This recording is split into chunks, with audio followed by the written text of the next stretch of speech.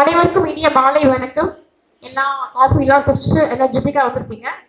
So இந்த கட்டுரை போட்டி இதை அனௌன்ஸ் பண்ணுற டைம், ரிசல்ட்ஸ் அனௌன்ஸ் பண்ணுற டைம் இது.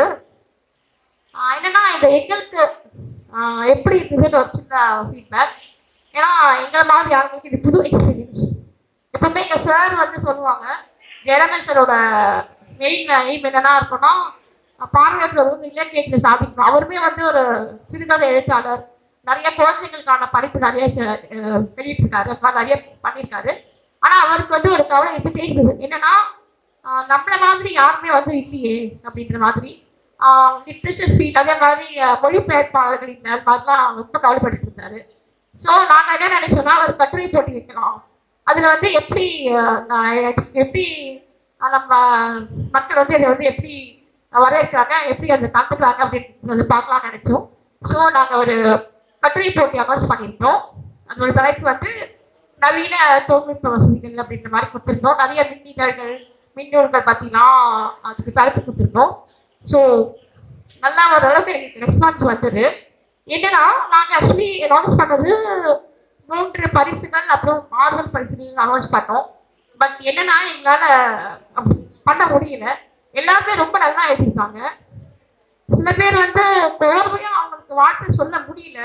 ஏன்னா நாங்கள் என்ன சொல்லியிருந்தோம்னா ஆடியோலையுமே நீங்கள் பண்ணலாம்னு சொல்லியிருந்தோம். ஸோ ஆடியோ பண்ணும்போது சில பேருக்கு கோர்வையாக அதை சொல்ல தெரியலனாலும் என்ன சொல்ல வராங்க அப்படிங்கிறத நல்லா சொல்லியிருந்தாங்க சில பேர். இன்னும் சில பேர் வந்து கிரியேட்டிவிட்டி பயங்கரமாக இருந்தது. என்ன எழுத்தாதான் உண்டா, நாங்கள் வந்து பாட்டெல்லாம் கூட பாடுவாங்க அப்படின்ற மாதிரி பாட்டு உறவாலாம் சொல்லியிருந்தாங்க சில பேர். இன்னும் சில பேர் வந்து கட்டுரைனா இப்படிதான் அப்படின்ற மாதிரி டெக்ஸ்ட்லையும் அதே மாதிரி ஆடியோல சொன்னாலுமே கூட அந்த கட்டுரை மாதிரி அழகா சொல்லியிருந்தாங்க. முன்னுரை அதெல்லாம் ரொம்ப அழகா பண்ணியிருந்தாங்க. ஸோ ஸோ இந்த ரிசல்ட்ஸ் அறிவிக்கிறதுல எங்களுக்கு ரொம்ப ரொம்ப சந்தோஷம். 3 பரிசுகள். அதில் வந்து ஃபர்ஸ்ட் மிஸ்டர் பாலவிநாயகம். அவர் வந்து ஆசிரியராக இருக்கார். அவ்வளோதான் வந்து அவரோட அதாவது அறிமுகத்தில் கொடுத்திருக்காரு. 2வது திரு மாரிசாமி. என்னன்னா இவர் 2 பக்கம் தான் எழுதியிருக்காரு, இமெயில் பண்ணியிருக்காரு. இவர் வந்து கொஞ்சம் வேற்றுதான் இன்னும் நல்லா இருந்திருக்கும். ரொம்ப அழகா இருந்தது, அந்த எழுத்து நடை ரொம்ப அழகா இருந்தது. இவருக்கும் 3ஆம் பரிசு கொடுக்கறதுல எங்கள் அமைப்பு ரொம்ப சந்தோஷப்படுது. அடுத்ததா திரு கங்கராஜ். இவர் வந்து நேஷனல் இன்ஸ்டிடியூட் ஃபார் ஹோட்டல் மேனேஜ்மெண்ட்ல வந்து ஒர்க் பண்ணிட்டு இருக்காரு.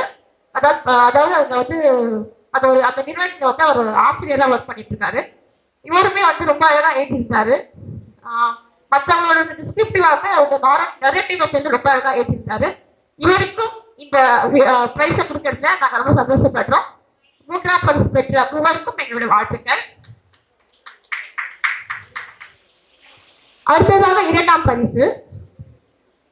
இது வந்து மிஸ்டர் சந்தோஷ் குமார்.